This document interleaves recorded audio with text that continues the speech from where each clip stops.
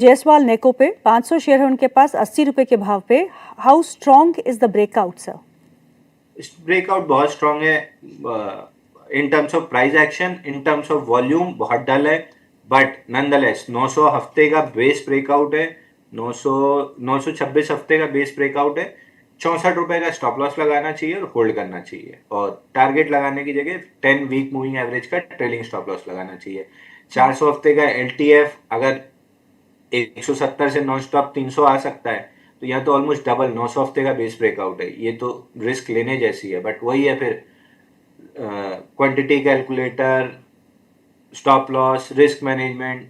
5% होता है कि आप पैटर्न अच्छे से आइडेंटिफाई कर लें, ब्रेकआउट अच्छे से आइडेंटिफाई कर लें।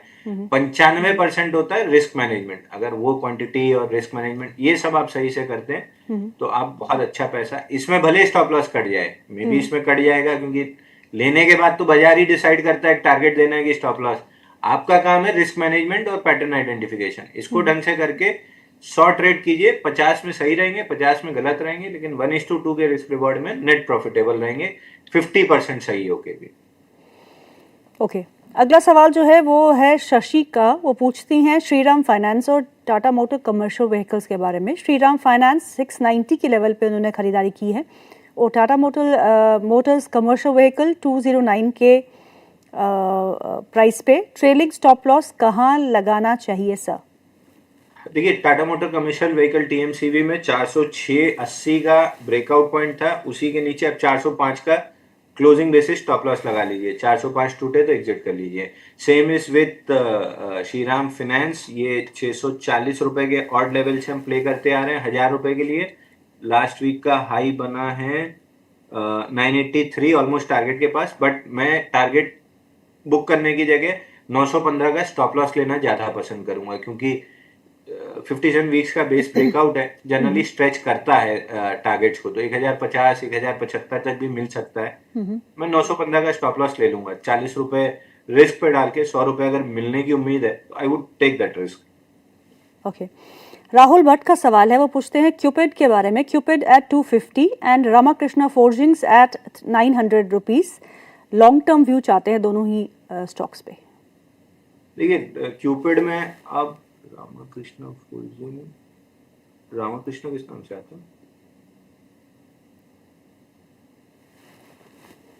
रामाकृष्णा फोर्जिंग किस नाम से आता है? मिल नहीं रहा है, देखना रामकृष्ण कोचिंग तब तक क्यूपिड पे देखिए क्लियरली एटीआर एक्सटेंशन कैंडल्स 9 दिसंबर से आ रही हैं। डेली पे, वीकली पे, मंथली पे last time ATR extension candle इसकी बनी थी फरवरी 2024 और मार्च 2024 में 133 पे। वहां से गिरते गिरते स्टॉक 55 रुपए आया था, यानी आगे यानी गिरते हुए 14 हफ्ते में 60% गिर गया था। अब फिर मंथली पे दूसरा महीना है जहाँ एटीआर एक्सटेंशन है, या तो प्रॉफिट बुक कर लीजिए या फिर ट्रेलिंग स्टॉप लॉस ले लीजिए। At the most trailing stop loss आपका 442 होना चाहिए। 442 के बाद ये अपोलो माइक्रो याद कर लीजिए, 318 टूटने के बाद 221 रुपए कितनी तेजी से आया था। तो क्यूपिड में भी 420 425 कहीं भी बहुत खींच के लगाना है तो 400 ले लीजिए, बाकी 420 440 की रेंज में आना चाहिए स्टॉप लॉस। उसके नीचे निकला तो स्टॉक से कंप्लीटली एग्जिट करना है।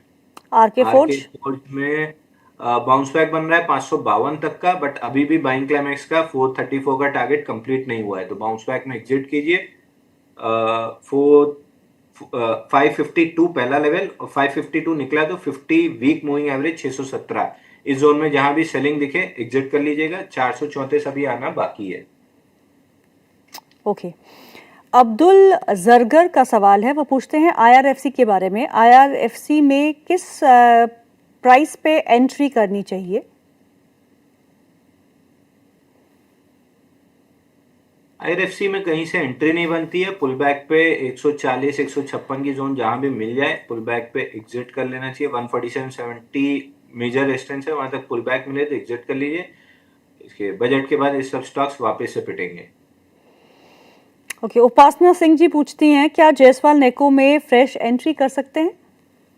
64 का स्टॉप लॉस लगा के अगर risk management quantity calculator use करते हैं तो हाँ, नहीं तो ना।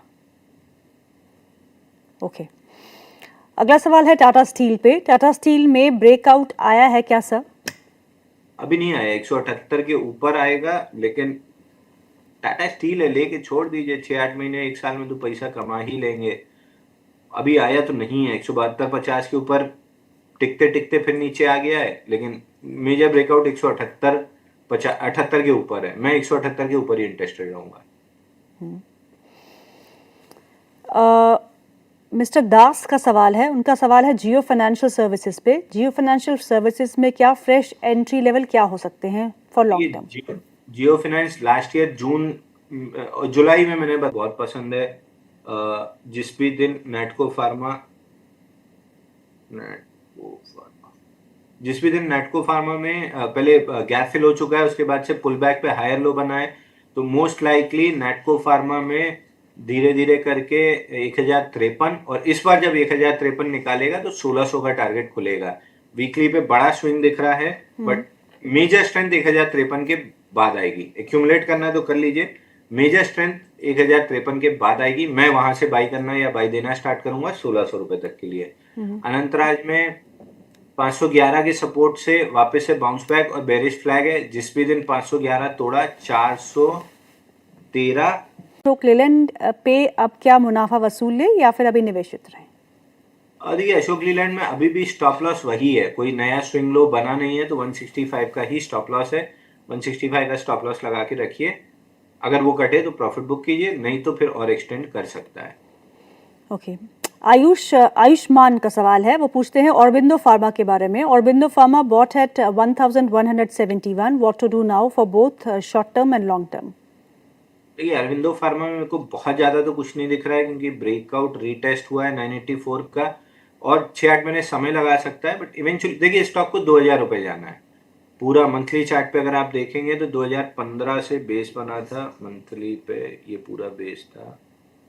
फार्मा के साथ यही दिक्कत होती है, एलटीएफ महिंद्रा फाइनेंस देखिए कितना जल्दी चला। 98 मंथ्स का वीकली पे अगर पकड़ेंगे तो 426 हफ्ते का बेस ब्रेकआउट बना था अक्टूबर 2023 में 900 रुपए पे गया, 1500 पुल बैक लेके रिटेस्ट किया है, अब ये 2000-2100 रुपए जा सकता है।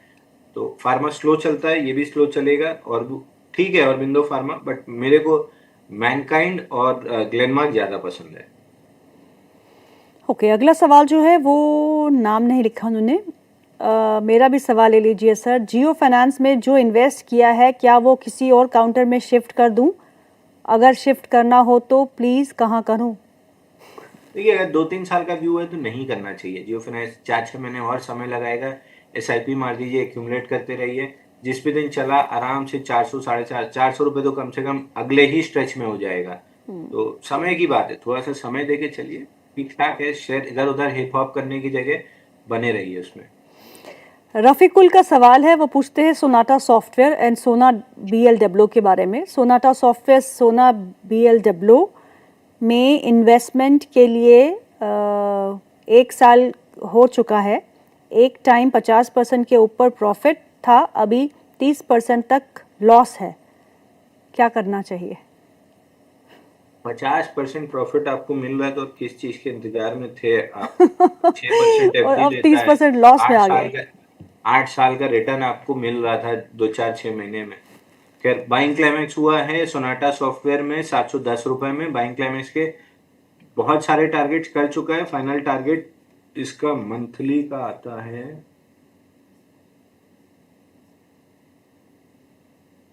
214, जो अभी बाकी है। तो पुल बैक में कहीं भी 428 के आसपास मिले तो एक बार दोबारा सवाल पूछ लीजिएगा।